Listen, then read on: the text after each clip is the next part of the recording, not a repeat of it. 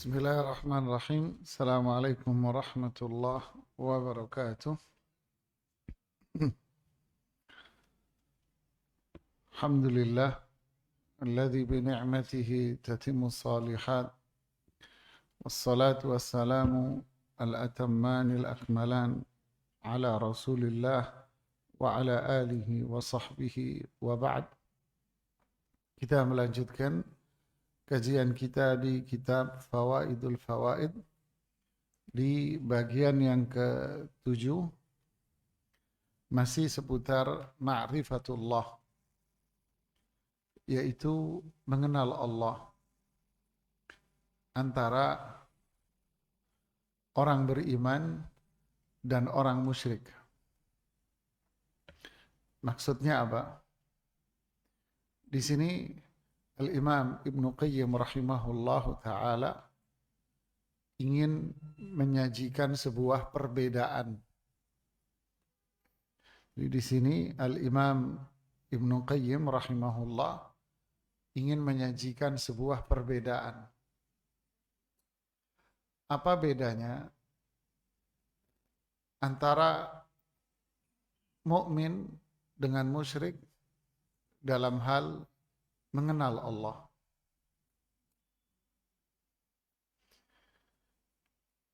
Apa perbedaan mengenal Allah bagi orang yang beriman dan bagi orang yang berbuat syirik?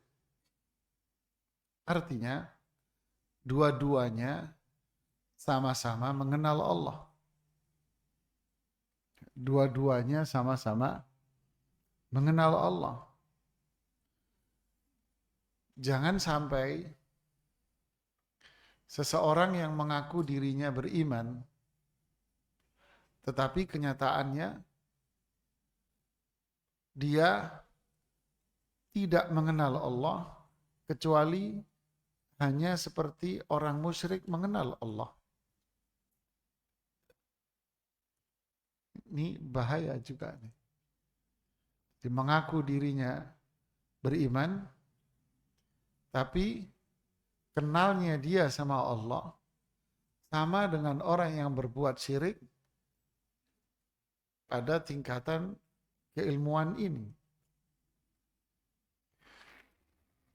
Artinya dari sisi dia mengenal Allah, berarti dia sama dengan orang musyrik. Jadi ini bahasan yang sangat penting sekali. Sehingga tujuan utamanya adalah agar kita bisa sampai pada tingkatan iman yang sebetulnya. Ini tujuan utama bahasannya. Agar kita bisa sampai pada tujuan iman, tingkatan iman yang sebetulnya. Usaha untuk mendapatkan tingkatan itu. Usaha untuk menggapai tingkatan itu. Al-Imam Ibnu Qayyim rahimahullah mengatakan, bentuk mengenal Allah atau yang lebih dikenal dengan istilah ma'rifatullah ada dua. Ma'rifat iqrar artinya mengenal sebatas pengakuan aja. Ma'rifah ini dimiliki oleh semua orang,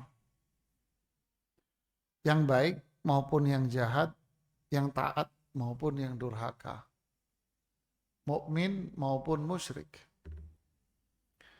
Jadi poin yang pertama ini, dia mengenal Allah hanya sebatas pengakuan bahwa Allah adalah zat maha pencipta, pengatur, pemberi rezeki,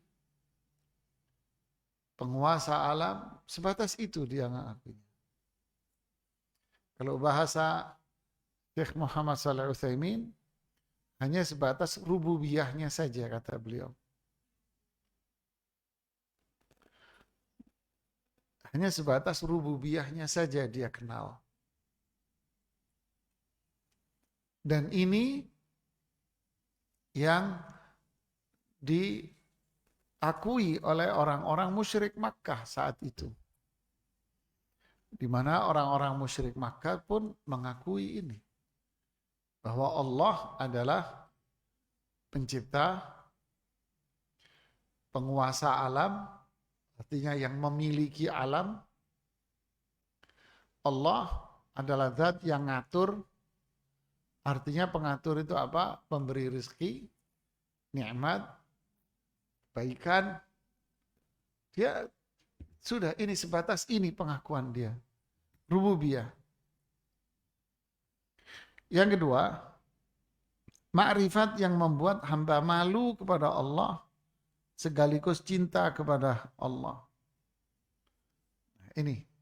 Inilah tingkatannya.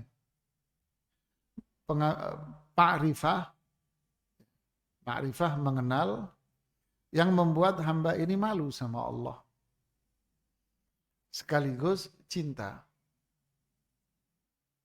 Berarti dari sini Ibnu Qayyim ingin mengatakan bahwa orang yang memiliki sifat malu berarti orang yang memiliki sifat cinta. Malu itu apa? Sebelum kita lanjutkan.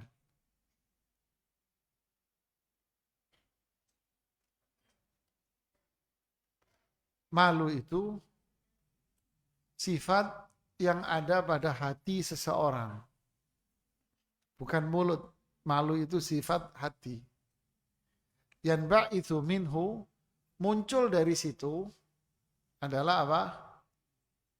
Mengerjakan apa yang diperintahkan dan meninggalkan apa yang dilarang. Itulah malu. Jadi, malu sifat yang ada dalam hati menjadikan dia melakukan kebaikan, menghindar keburukan. Malu berarti apa? Tidak mau berbuat yang buruk. Malu sama dia, malu. Dia nggak mau berbuat sesuatu yang buruk di dia. Dia ingin berbuat sesuatu yang baik. Itu malu.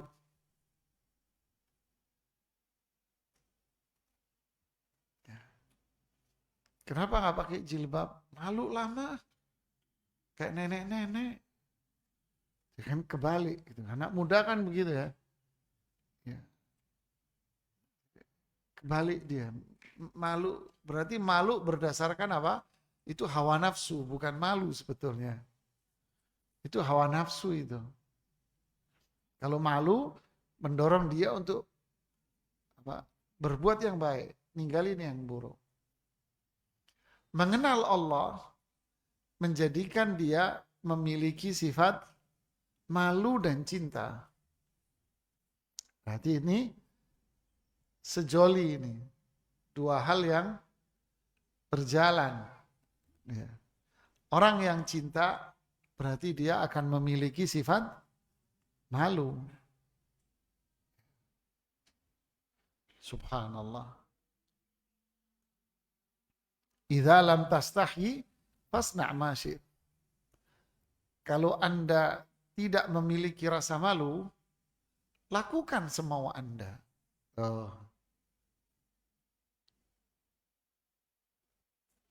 Istahyu minallahi haqqal haya. Malulah kalian kepada Allah dengan sifat malu yang seutuhnya. Lalu Rasulullah SAW mengatakan, siapa yang menjaga kepala dan sekitarnya, perut dan sekitarnya, maka inilah orang yang memiliki sifat malu.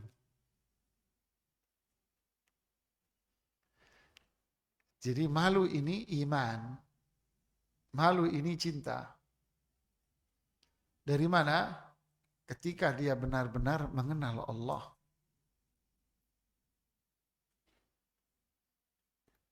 Kemudian, ma'rifah ini menjadikan hati hamba hanya bergantung kepada Allah dan senantiasa rindu untuk bertemu dengannya. Lihat.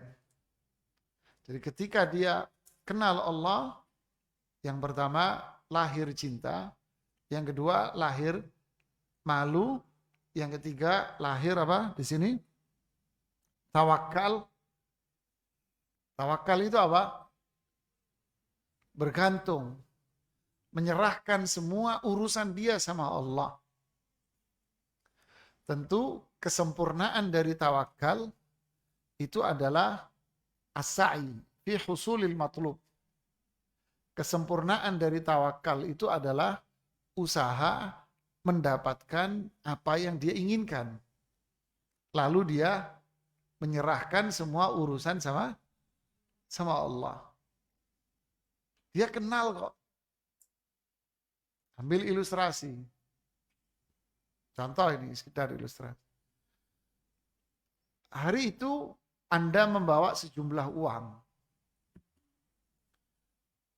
Tapi Anda ditemani oleh suhu kungfu yang paling tinggi tingkatannya di Indonesia.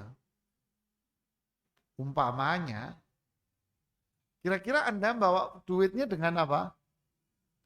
Tenang aja. Kenapa? Ada jet lag di sebelah saya.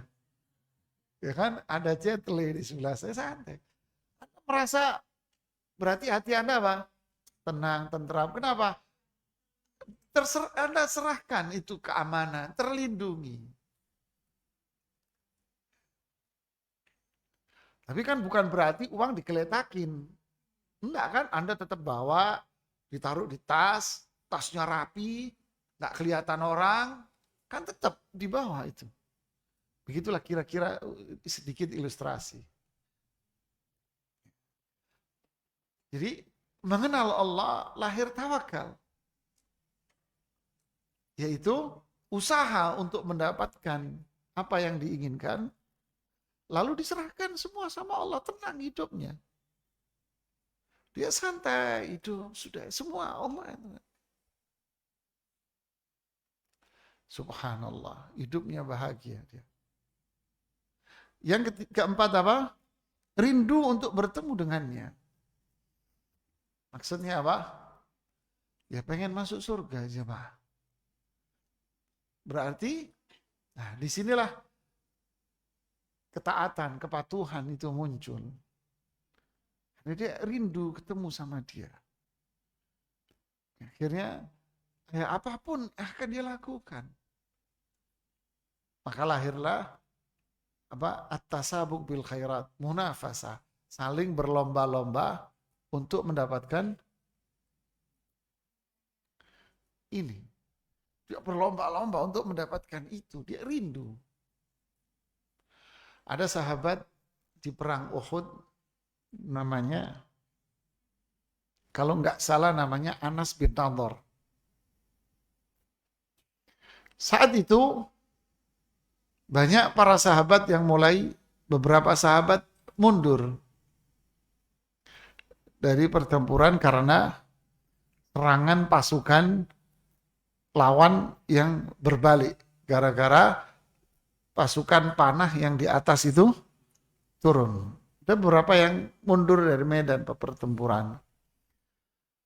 Lalu ada seorang sahabat namanya Anas bin Nadhr ini, kalau nggak salah, dia maju ke depan. Lalu berpapasan dengan sahabat senior di situ. Ditanya, hendak kemana engkau wahai Anas? Jawabannya apa? Saya mencium aroma surga dari balik bukit. Selesai pertempuran, para sahabat menemukan beliau persis di tempat yang dia tunjuk.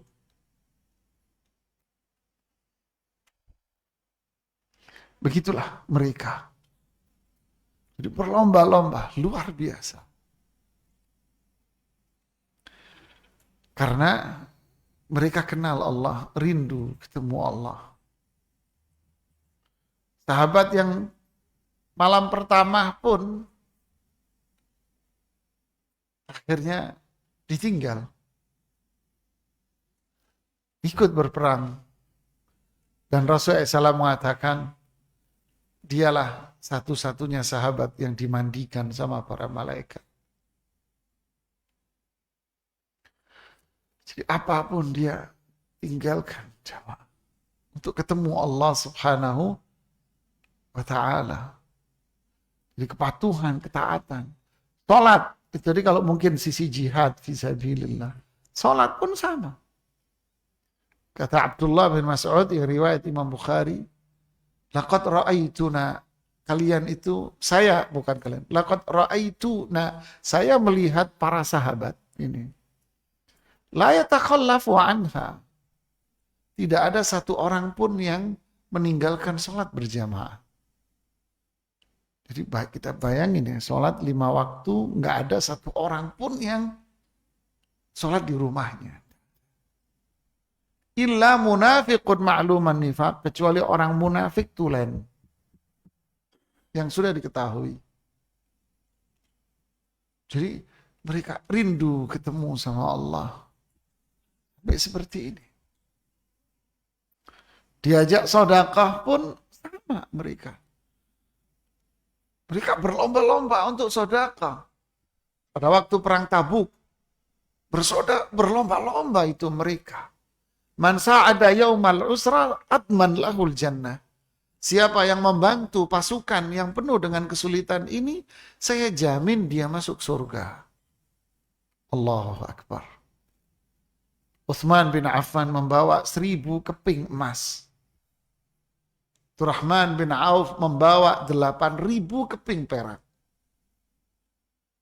Begitu berlomba-lomba, sampai sahabat yang miskin pun datang, ya Rasulullah, ini kurma yang saya miliki, cuman sekian. Ada dua genggam. Yang ini buat makan saya hari ini, yang ini engkau buat sedekah ya Rasulullah. Ya Allah.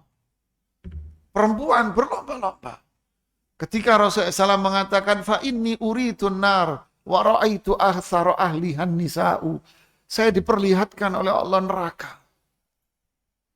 Dan saya lihat paling banyak itu perempuan. Tasaddaqna, ayo sedekah wahai perempuan. Sontak mereka semua ada yang pulang, yang di situ semuanya apa? Memberikan perhiasannya ditaruh di surbannya Rasulullah sallallahu alaihi wasallam. Rindu mereka kepengen. Karena mereka kenal sama Allah. Inilah jemaah. Kita lanjutkan. Yang membuatnya takut hanya berserah diri kepadanya, merasa dekat dengannya dan melepaskan diri dari makhluknya agar dapat menuju kepadanya. Ini kalau saya ambil dari sini berarti ada poin yang keempat. Apa itu? Lahir takut. Jadi orang yang kenal sama Allah akan lahir khasyah, takut. Takut ini apa?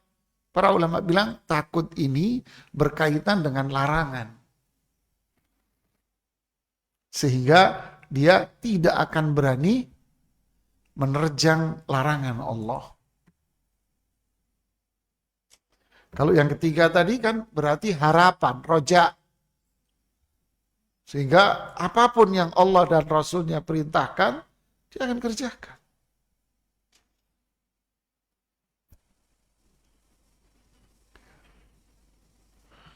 Kemudian yang keempat tadi, khasyah, takut. Yang kelima, hidupnya tidak pernah mengandalkan manusia. Dia nggak ngandelin orang. Yang penting saya berusaha dan saya tidak mengandalkan manusia. Uzhud fid dunya yuhibbuka Allah. Wazhud fima fi aidin nas yuhibbukan nas. Zuhudlah kalian terhadap dunia. Nanti Allah akan cinta sama kalian. Zuhudlah kalian atas apa yang di tangan orang. Nanti orang mencintai kamu.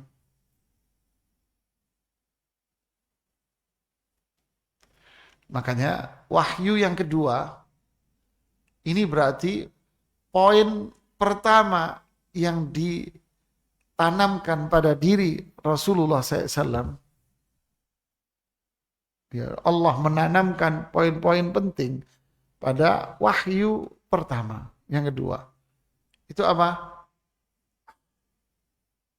Wala tamnun tastakthir. Jangan suka minta-minta sama orang untuk memperkaya dirimu sendiri.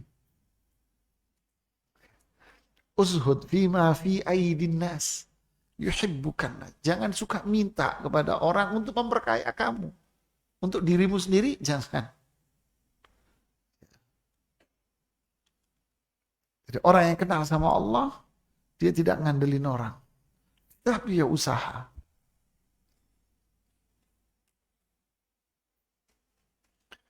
Subhanallah. Kata siapa? Syekh Sulaiman Ar-Ruhaili di kajian beliau tentang kaidah dalam bergaul. Kaidah dalam bergaul. Beliau menyebutkan di kaidah yang kedua. Kaidah yang kedua. Di kaidah yang kelima. Kaidah yang kelima. Beliau sebutkan apa? Kaidah kelima berkaitan dengan muamalah terhadap sesama. Apa itu? Badlul ma'ruf wal ihsan wat tadhakkur. Ketika Anda bermuamalah sama orang, lakukanlah yang terbaik buat dia. Ketika Anda hendak berpisah sama dia, berbuat baiklah sama dia. Ketika Anda sudah berpisah, ingatlah bahwa dia memiliki kebaikan yang banyak atas dirimu. Masya Allah. Inilah manusia. Bukan ngandelin ke orang, tidak. Badlul ma'ruf, lakukan kebaikan. Ibnu Qayyim mengatakan, inti akhlak mulia itu adalah badlun nada, wa kafful adha, wa ihtimalul adha. Ada 3 inti akhlak, kata Ibnu Qayyim. Beliau menukil ucapan yang lain. Badlun nada, berikan sesuatu yang berharga buat dia. Kasih, berilah. Baik harta maupun materi maupun non-materi. Materi maupun non-materi. Non-materi apa? Ucapan, perbuatan. Kaful adha, jangan jahat sama orang. Yang ketiga, ihtimalul adha. Kalau orang yang jahat sama Anda, sabar, jangan dibalas. Inilah bermualah, bukan ngandel orang.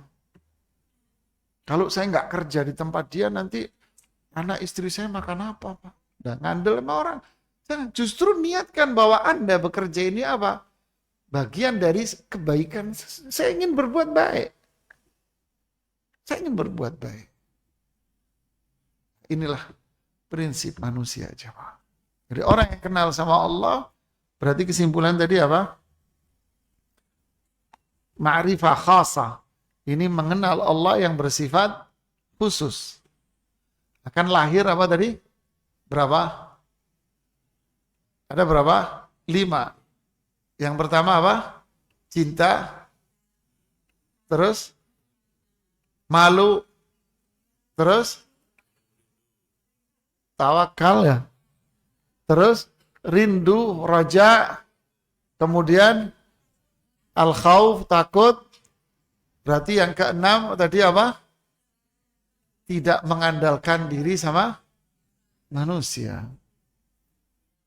Dia mengandalkan sama Allah. Allah Maha Kaya. Manusia semuanya miskin. Antumul fuqara'u ilallah. Wallahu wal ghani. Kalian yang miskin, Allah Maha Kaya. Yang dibahasan kita yang lalu. Kita lanjutkan. Adapun jenis yang terakhir ini, nah itu tadi mengenal Allah yang spesial ini, yang khusus, merupakan bentuk makrifat khusus. Nih, sebagaimana dikenal dengan istilah golongan tertentu. Yaitu apa? Orang yang bertauhid, orang yang beribadah kepada Allah.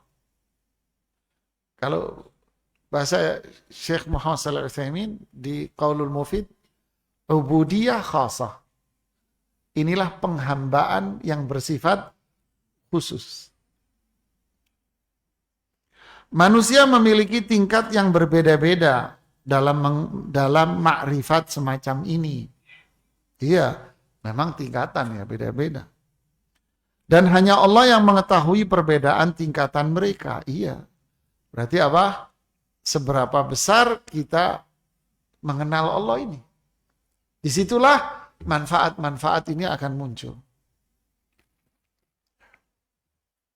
Karena dialah yang membuat mereka mengenal dirinya dan membuka hati mereka untuk mengenalnya sebatas tingkat yang tidak dianugerahkan kepada yang lain.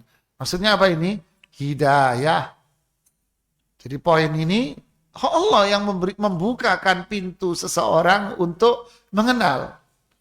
Allah yang menuntun hati seseorang untuk datang ke majelis taklim sehingga dia kenal sama Allah di situ. Allah yang menjadikan dia konsisten di majelis taklim. Ini hidayah ini. Hidayah taufik. Yang tidak akan dirasakan dan dimiliki oleh orang lain. Orang lain tidak akan.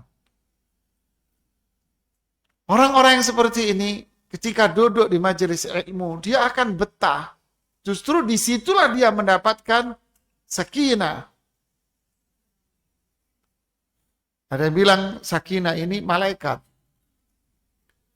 Ada yang mengatakan, nah ini penjelasan di tafsir Ibnu Katsir. Sakinah itu apa? Malaikat. Sakinah ini perintah Allah.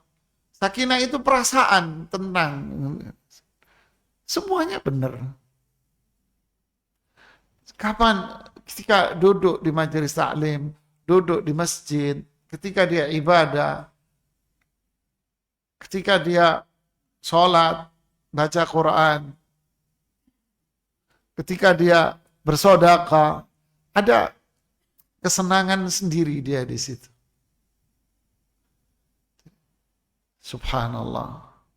Ada orang sampai ketika dia diajak untuk bersedekah ke satu kegiatan positif, maka orang ini mengatakan, jazakallah khair atas bantuannya. Loh, bukan ente yang harusnya mengucapkan jazakallah khairan. Ana yang mengucapkan kepada kamu jazakallah khairan. Kok bisa? Iya, ente yang memberikan kesempatan ana untuk berbuat baik. Waktu itu ana sendiri yang di hadapan dia. Dia tidak bisa ngomong. Masya Allah, barakallahu fika. Semoga Allah ngasih berkah sama ente. Jadi ada manusia bangga, senang jemaah. Tapi ada sisi lain, Allah tidak memberikan kepada orang lain. Nggak kuat, nggak betah. Tapi justru dia betah di tempat-tempat maksiat. Auzubillah. Istilahnya masjid di depan hidungnya, dia nggak tahu. Tapi tempat-tempat maksiat yang jauh dekat bagi dia. Ini musibah jemaah. Meskipun tingkatannya berbeda-beda, tapi semua bentuk makrifat mereka mengarah kepada makrifat yang kedua. Sesuai dengan kadar yang dianugerahkan kepada masing-masing. Ya beda lah, sesuai dengan apa? Tingkat ilmunya. Innama yakhshallaha min ibadihi ulama. Orang yang punya ilmu lah yang takut. Makanya Imam Ahmad mengatakan ilmu itu adalah takut. Jadi semakin dia berilmu, semakin ilmu dia semakin takut. Dan takut itu nah, iman. Amal berarti.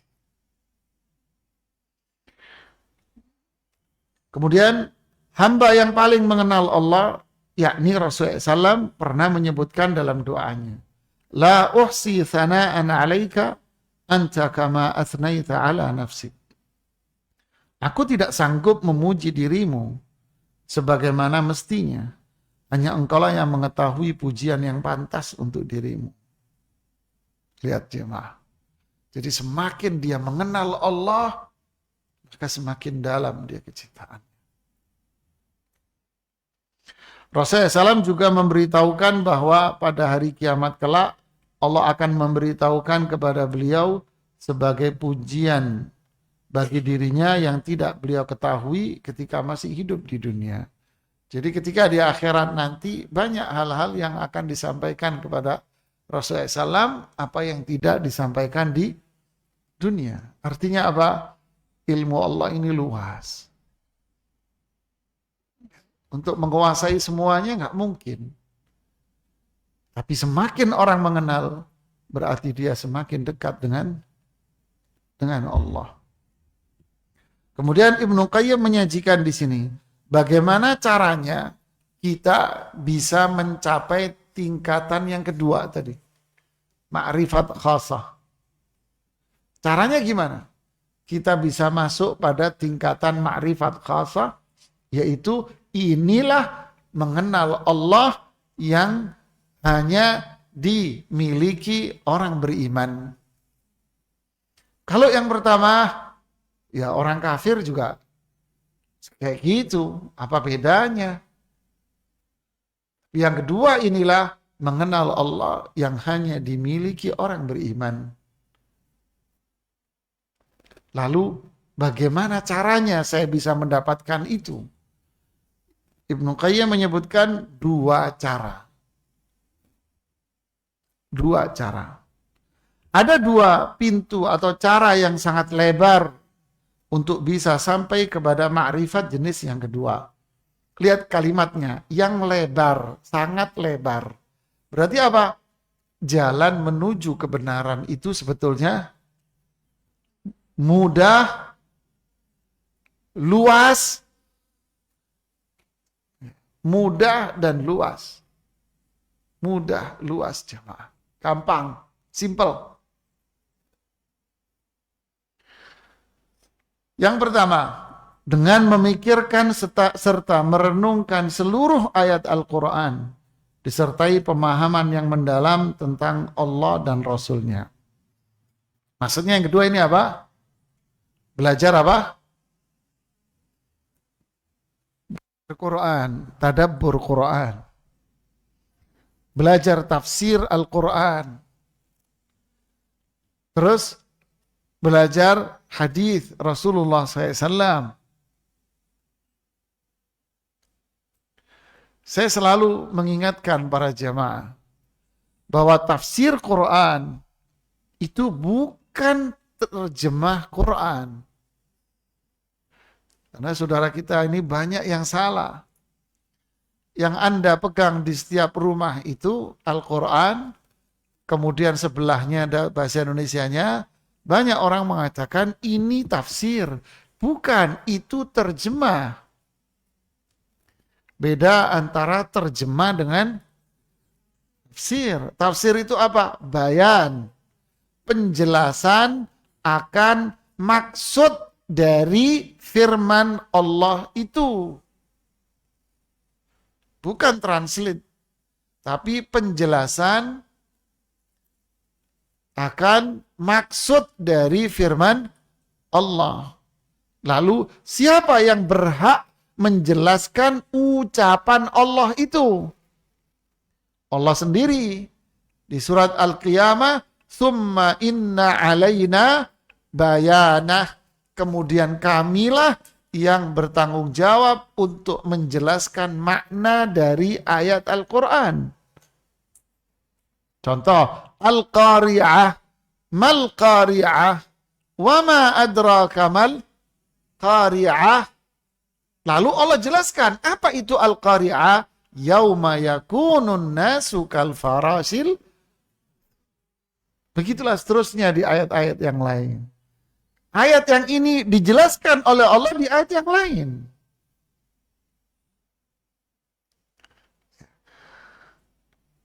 Inna anzalnahu fi lailatin mubarakah. Sungguh kami telah turunkan Al-Quran di malam yang penuh berkah. Malam berkah itu apa? Dijelaskan. Inna anzalnahu fi lailatil qadr. Kami turunkan Al-Quran di malam qadar. Malam Qadar itu apa? Inna anzalna di tentang bulan puasa. Syahrul Ramadan alladzi unzila fihil Quran. Bulan Ramadanlah kami menurunkan Al-Quran. Berarti kalau Anda simpulkan dari 3 ayat apa? Allah nurunin Al-Quran di bulan Ramadan. Kapan? Di malam Allah menentukan takdir. Itulah malam yang penuh. Tuh, nyambung kan? Begitulah. Satu ayat ditafsir dengan ayat yang lain. Dan Rasulullah SAW juga menjelaskan maksud dari ayat Al-Quran. Allah jelaskan, Rasulullah menjelaskan, para sahabat menjelaskan. Jadi tidak boleh seseorang menafsirkan, menjelaskan Quran dari pikirannya. Man qala fil Quran bi ra'yi falyatabawwa maq'adahu minan nar. Siapa yang menafsirin Quran dari otaknya, maka silahkan menempati tempatnya di neraka jahanam. Begitu pula hadis. Kita mempelajari hadis sedikit demi sedikit, kecil demi berikutnya, Arba'in Nawawi, kemudian ada Riyadhus Shalihin, kemudian ada hadis tentang hukum, Umdatul Ahkam, ada Bulughul Maram, kemudian meningkat berdasarkan klasifikasi penulis, yaitu ada Bukhari, Muslim, dan seterusnya. Pelajari kita sedikit demi sedikit. Dari mana menjelaskan hadis itu? Ya kembali kepada penjelasan para ulama salaf. Nah inilah yang menjadikan kita kenal sama Allah. Ada ayat di Al-Quran jemaah. Di surat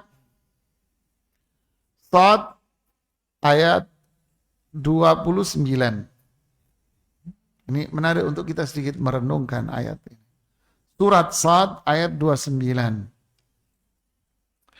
Lihat bunyinya, firman Allah, kitabun anzalnahu ilaika mubarakun.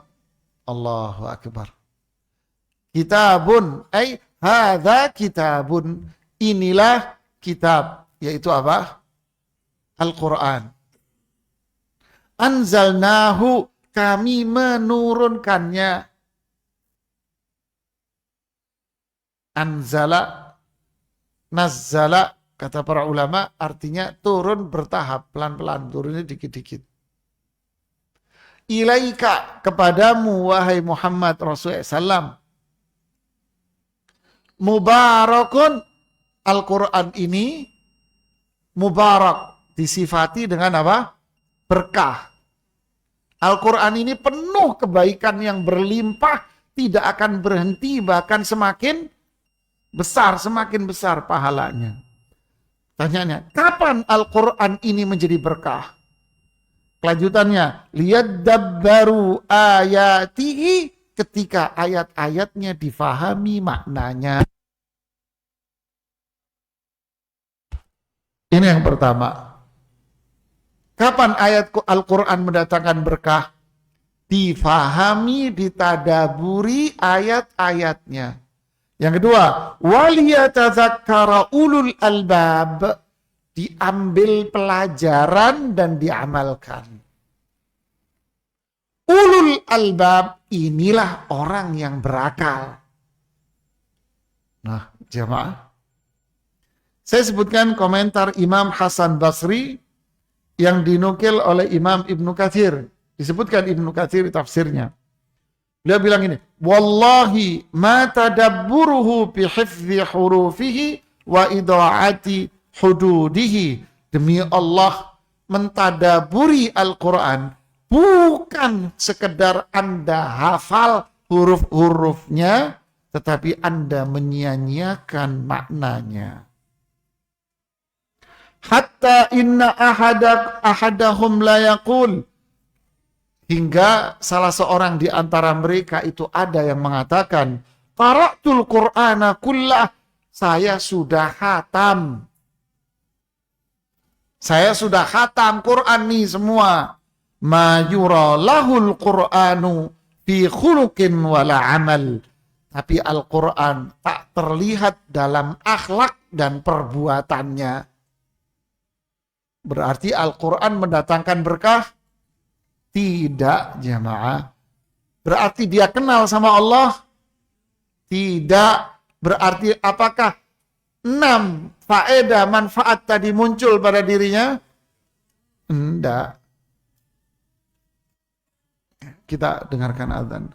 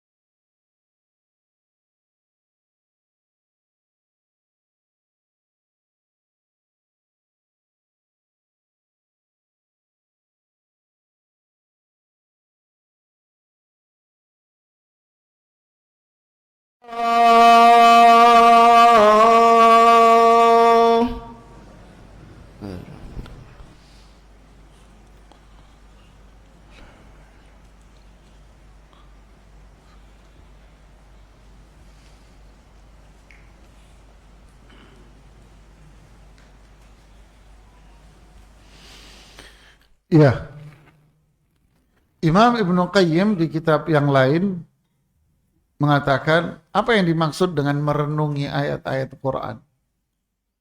Apa yang dimaksud dengan itu? Merenung ayat-ayat Quran. Maksudnya apa? Beliau mengatakan yaitu dengan dua cara. Pertama, tahdiqu nadhiril qalbi ila ma'ani. Kalau terjemahan bebasnya, memfokuskan hati untuk memahami makna-maknanya. Hatinya fokus. Yang kedua, jam'ul fikri ala tadabburihi wa ta'aqqulih. Memfokuskan pikiran untuk mentadaburi maknanya. Jadi maksudnya apa? Hati dan pikiran dua-duanya fokus kepada satu titik. Apa? Dibaca dan difahami kandungan makna. Lalu beliau bilang begini, Wa huwal maqsudu bi inzalihi. Inilah tujuan Allah menurunkan Al-Quran. La mujarradu tilawatihi bila fahmin wala tadabbur. Bukan hanya sekedar membaca tanpa faham dan merenungi maknanya. Kemudian beliau menyebutkan ayat-ayat berkaitan itu, dalil-dalilnya. Imam Hasan Al-Basri juga berkata yang tadi itu. Nazal al-Qur'anu liyutadabbar wa yu'mal bihi. Al-Quran itu turun untuk ditadaburi, difahami maknanya dan diamalkan. Fattakhidhu tilawatahu amalan. Jadikanlah membaca Al-Quran itu sebagai sarana bagi kita untuk mengamalkannya. Subhanallah. Jadi inilah jemaah, bagaimana caranya kita mengenal Allah. Jadi bukan dengan semedi di padepokan, bukan. Terus mengenal Allah bagaimana caranya? Duduk dengan bahasa mereka iktikaf di kuburan. Bukan dengan hanya sekedar zikir-zikir dengan cara zikir yang dikarang-karang. Bacalah nama Allah, Allah, Allah sekian ribu kali. Di dalam kondisi sendiri. Bukan begini caranya. Pelajari Quran, pelajari hadis Rasulullah SAW. Naddarallahu imra'an sami'a maqalati fawa'aha fa'addaha kama sami'. Allah akan memberikan cahaya di wajah seseorang. Artinya apa? Hidayah. Allah kasih hidayah. Allah kasih cahaya. Kuburannya cahaya. Di akhirat juga nanti dia bercahaya. Siapa dia? Yang mendengar hadisku. Sami'a maqalati. Dia dengar hadisku. Fawa'aha. Dia berusaha untuk memahami hadis itu. Fa'addaha kama sami'. Lalu dia amalkan seperti dia mendengarnya. Nah, kalau sekarang kan enggak, muncul orang-orang yang mengatakan, udah nggak usah belajar hadis-hadis. Kalian kalau belajar hadis nanti akhirnya nggak bisa tahlilan, nggak bisa maulidan, nanti semuanya jadi bid'ah nanti. Seringan belajar dalil. Udah nggak usah dalil-dalil, dengerin kiai aja. Oh, angel jamaah. Quran sama hadis disuruh buang. Ya milih Quran hadisnya daripada saya milih ente. Kan gitu. Nanti di YouTube omongan saya yang ini ada yang motong nanti. Kemarin ada yang motong ya, kajian yang di sini ya. Ada yang motong rame langsung deh, nggak apa-apa. Terus yang kedua, cara ma'rifat mengenal Allah dengan memikirkan ayat-ayat Allah yang terlihat yaitu ciptaannya. Dan merenungi hikmahnya di balik ayat-ayat tersebut. Serta memikirkan kekuasaannya, kelembutannya, kebaikannya, keadilannya, dan perbuatan adilnya terhadap makhluk. Ini sudah kita bahas pada bahasan-bahasan yang pertama-tama dahulu. Yaitu mengenal zat, mengenal nama, mengenal apa? Sifat, mengenal perbuatan Allah Subhanahu wa ta'ala. Mengenal Allah itu indah. Dari mana?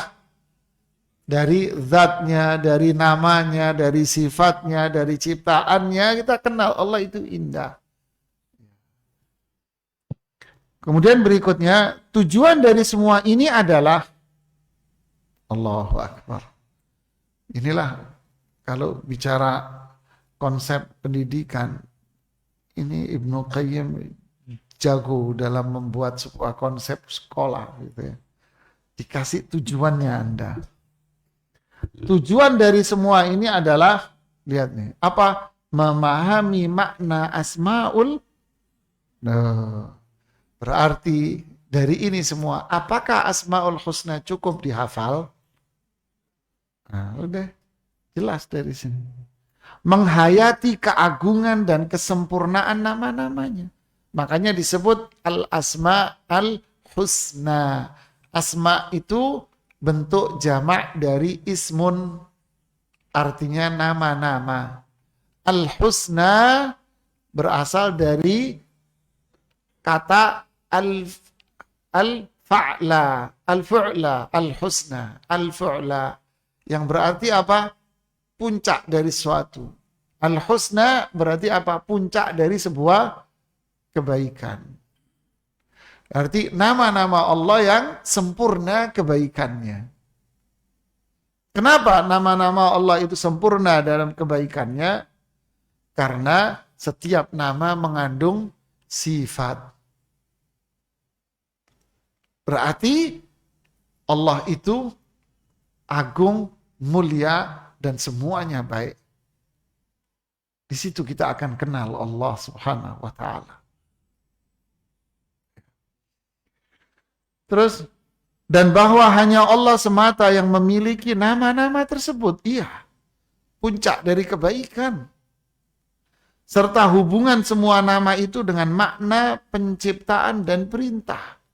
Berarti semua nama Allah itu baik. Berarti tidak ada satupun yang sama dengan Allah. Makanya kewajiban kita terhadap nama-nama dan sifat Allah menetapkannya, tidak mengingkarinya, dan tidak membuang maknanya, dan tidak memaknainya yang tidak sesuai dengan makna yang diinginkan oleh Allah.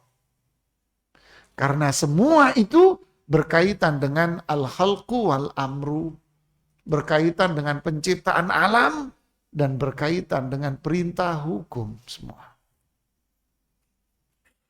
Berarti seperti penjelasan yang lalu, artinya semua ciptaan Allah ini berarti apa? Baik, indah. Berarti semua hukum yang telah Allah tentukan, Allah turunkan berarti apa? Semuanya indah, baik. Makanya ungkapan Ibnu Qayyim yang lalu apa? Semua perbuatan Allah itu baik dan indah. Loh, kalau ada yang buruk-buruk menurut siapa? Menurut kita. Seperti yang saya contohkan minum jamu itu. Kan? Bagi mbok jamu ya semuanya seger. Coba Anda minum protowali. 3 hari nggak makan kue kamu. Saya pernah dikasih minum jamu Papua. Setengah jari. Ini gelasnya setengah jari sedikit. Sama Ustadz Fadlan waktu itu. Ustadz Papua itu. Dikasih segini saja. Dia bahasan jangan napas, jangan dicicipin. Telan katanya. Kita bertiga. Yang satu Ustadz Ahmad Basher. Ustadz Ahmad dicicipin. Itu mukanya hilang gantengnya terus. Pahit, gak kebayang itu pahitnya. Begitulah. Tapi bagi yang ngasih, enak, bener seger. Begitulah ya akhi. Buruk itu fi maf'ulat, objeknya. Objek. Ya kan? Allah yang menciptakan semuanya baik. Dari situlah kita mengenal Allah Subhanahu wa Ta'ala. Kemudian diharapkan seseorang menjadi hamba yang paham betul akan hakikat semua perintah dan larangannya. Terus lihat, qada dan qadarnya. Berarti semua yang Allah takdirkan apa? Baik, karena nama-nama Allah itu sempurna kebaikannya. Sifat-sifat Allah itu baik semua. Si fulan terlahir cacat fisik umpama. Yang mungkin bagi orang yang melihat kasihan. Tapi di mata Allah baik. Dia mampu melakukan apa yang tidak bisa dilakukan oleh orang yang normal. Begitulah jemaah. Mengerti tentang semua asma, yaitu nama-nama tadi, dan sifatnya, serta memahami hakikat ketetapan agama yang bersifat syar'i, yaitu dalil, maupun yang bersifat kauni, yaitu alam tadi itu. Berarti semua yang Allah tentukan di alam semesta ini baik, sempurna. Hukum yang Allah tetapkan baik dan sempurna. Makanya lahir kebaikan dan kemuliaan. Siapa yang faham? Orang yang kenal Allah akan tahu indahnya Islam ini. Ya, wallahu a'lam bissawab. Ya, kita akan jelaskan di pertemuan berikutnya nanti di bagian yang ke-8. Silakan kalau ada yang mau bertanya.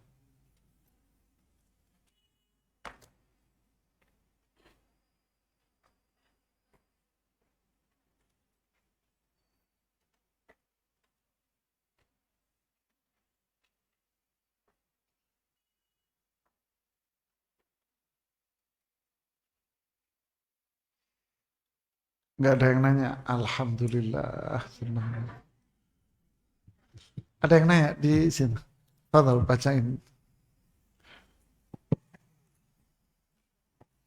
Bismillah. Assalamualaikum warahmatullahi wabarakatuh. Ustadz izin bertanya, Allah menafsirkan ayat dalam Al-Quran dengan ayat lainnya, namun masih ada dai yang berbeda dalam memahaminya seperti ayat tentang keberadaan Allah. Apakah penjelasan tentang keberadaan Allah berada di atas arsy tidak jelas penafsirannya dalam ayat yang lain? Jazakallah khair.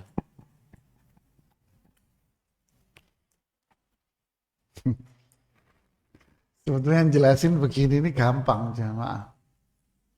Siapa yang lebih tahu? Pemilik kebun atau tetangga sebelah?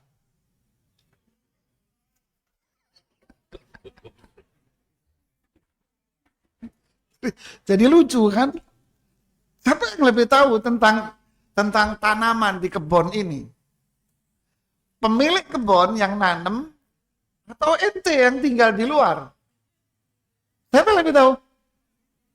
Ya, pemilik kebun yang lebih ngerti tentang sini.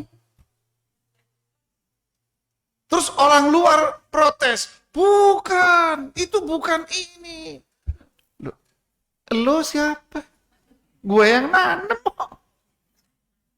Kan lucu kan jadinya kan. Begitulah ya kira-kira.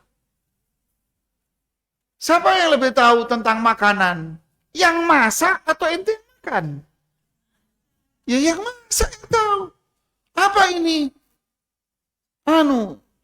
Rendang. Bukan, cabai ini. Lo yang ngerti. Lucu kan akhirnya. Ya sama menjawab pertanyaan ini. Ada orang menafsirkan ayat Ar-Rahmanu 'alal 'arsy istawa. Ar-Rahman, zat yang memiliki kasih sayang yang luas. Istawa di atas, istawa di arsy. Istawa itu apa? Ya istawa artinya tinggi. Tinggi istawa. Berarti Allah tinggi di atas arsy itu apa? Makhluk ciptaan Allah namanya arsy. Enggak, bukan itu maksudnya. Kenapa? Enggak logis. Siapa yang ngomong, siapa yang komen. Ini, siapa yang masak, siapa yang komen. Allah yang bicara, Allah yang tahu maknanya. Rasulullah yang dikasih tahu langsung. Sahabat yang dikasih tahu langsung, kok lo yang komen sendiri? Enggak logis. Enggak logis dengan akal kita. Ngomong begitu lagi di videonya. Enggak logis dengan akal kita. Terus apa? Harus kita maknai dengan makna yang cocok dengan akal kita. Lo siapa? Inna lillahi wa inna ilaihi raji'un. Coba sederhana aja sih memaknainya. Ars itu kan singgasana. Terus dimaknai dengan singgasana kayak raja. Loh, ars ini makhluk yang Allah ciptakan. Punyanya Allah. Loh kok inti memaknai dengan apa yang di otak kamu? Kok aneh?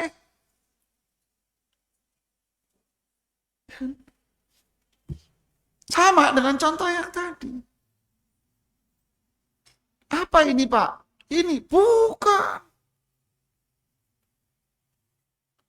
Kita kasih contoh ya.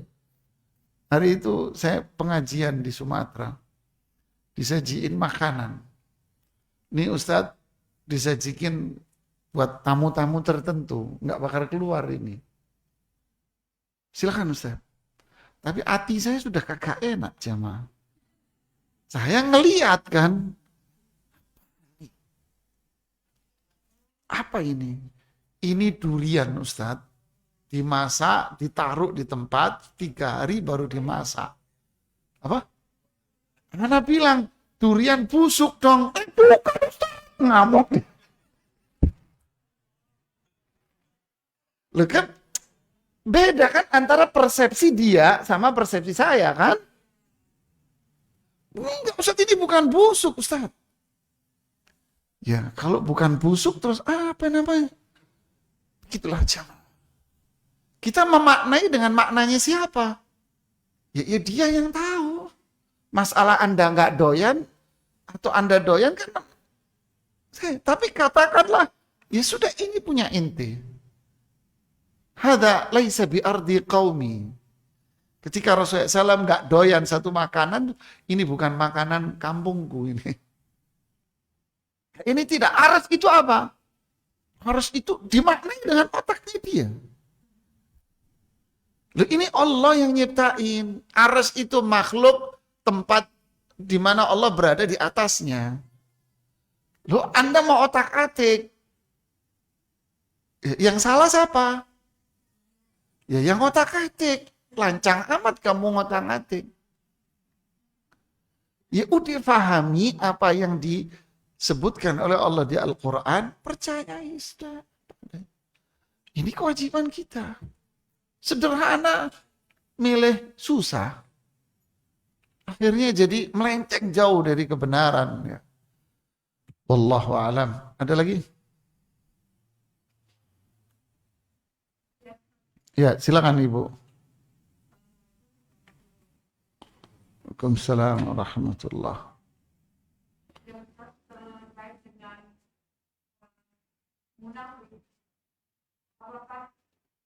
Seseorang yang tidak konsisten melaksanakan sholat di masjid itu termasuk munafik dan Iya.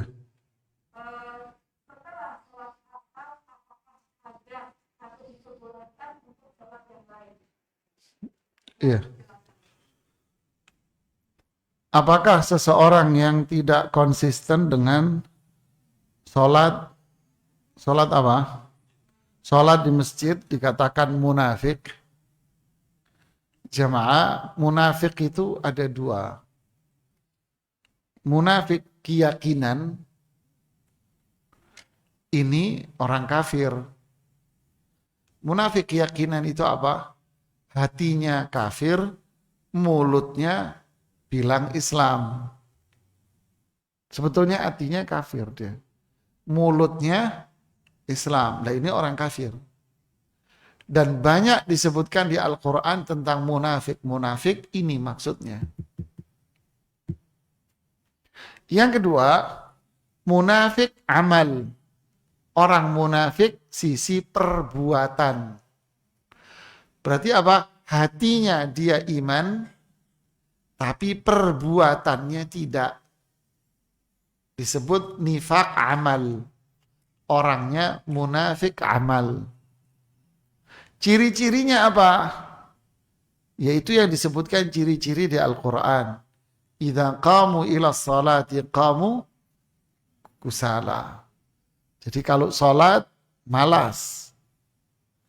Apa itu? Ditunda-tunda waktunya tanpa sebab yang syar'i. Kemudian disebutkan para ungkapan dari Abdullah bin Mas'ud tadi adalah laki-laki yang enggan sholat berjamaah ke masjid. Tanpa alasan, tanpa sebab yang dibolehkan dalam Islam. La yatakhallafu minha illa munafiqun ma'luman nifaq. Beliau mengatakan tidak ada yang tertinggal dari sholat berjamaah kecuali orang munafik yang kita sudah faham kemunafikannya. Inilah. Dan itu yang disebutkan dalam hadis ayatul munafiki salat. Ciri orang munafik ada 3, yaitu itu namanya kemunafikan amal, perbuatan. Kemudian pertanyaan yang kedua, bolehkah setelah sholat asar sholat lagi? Ini masalah yang diperselisihkan oleh para ulama fikih. Ini masalah fiqhiyah, ini masalah fikih. Para ulama fikih berselisih pendapat. Pendapat yang pertama mengatakan tidak boleh mutlak. Kenapa? Karena Rasulullah SAW mengatakan itu adalah waktu terlarang. Apapun tidak boleh. Sholat apa saja setelah Anda sholat asar, setelah Anda sholat subuh, tidak boleh sama sekali. Kalau sholat subuh berarti sampai matahari terbit kira-kira 1 tombak. Ya. Asar berarti sampai maghrib. Nah, itu tidak boleh sama sekali melakukan sholat di situ. Dalilnya hadis tentang larangan melakukan sholat di waktu-waktu itu. Yang kedua adalah boleh melakukan sholat di waktu-waktu itu, tapi hanya sholat yang punya sebab saja. Sholat yang tidak memiliki sebab tidak boleh. Ini pendapat Al-Imam Asy-Syafi'i. Kalau yang pertama, kebanyakan para ulama. Yang kedua, Imam Syafi'i ini yang berpendapat. Buah dari permasalahan ini apa? Jika ada jenazah asar, maka bagi pendapat yang pertama, maka sholat jenazahnya sebelum sholat asar. Karena kalau jenazahnya disolatkan habis asar, dia masuk waktu terlarang, nggak boleh.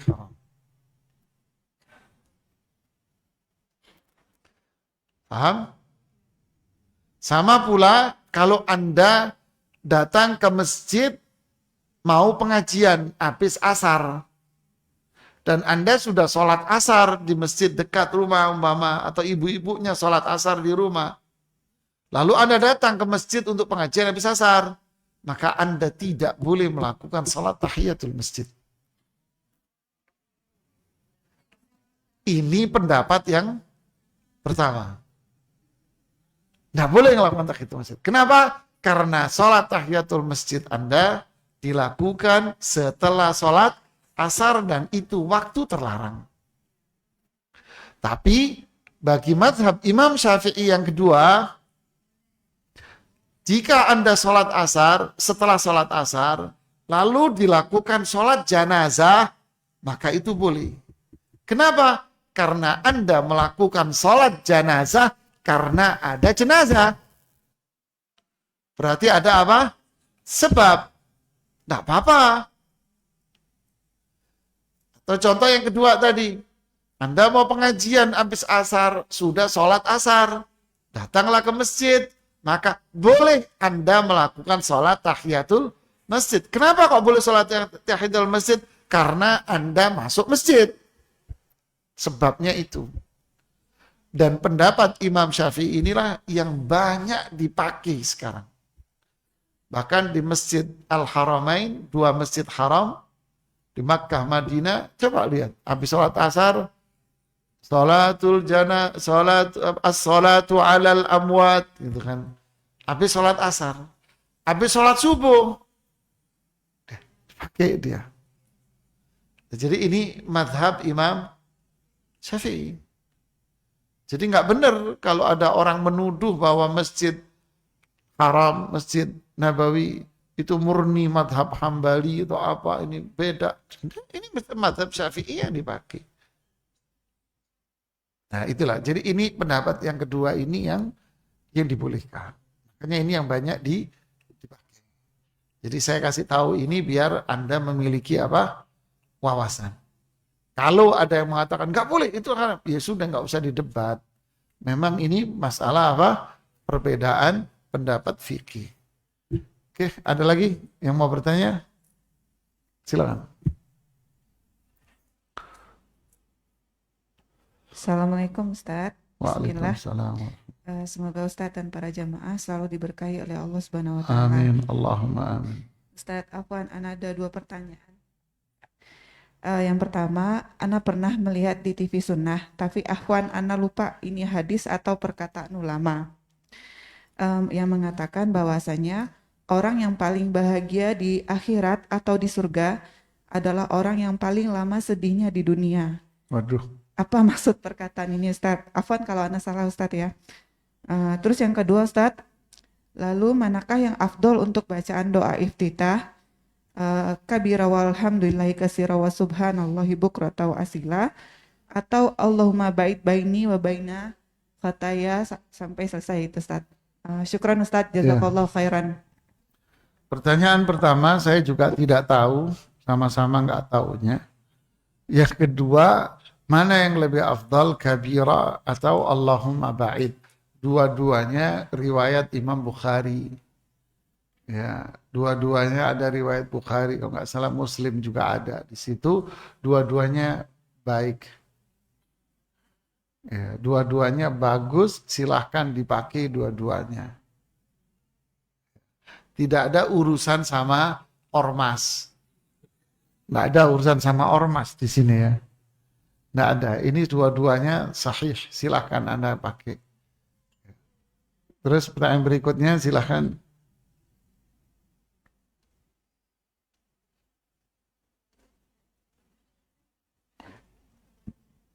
Ada lagi?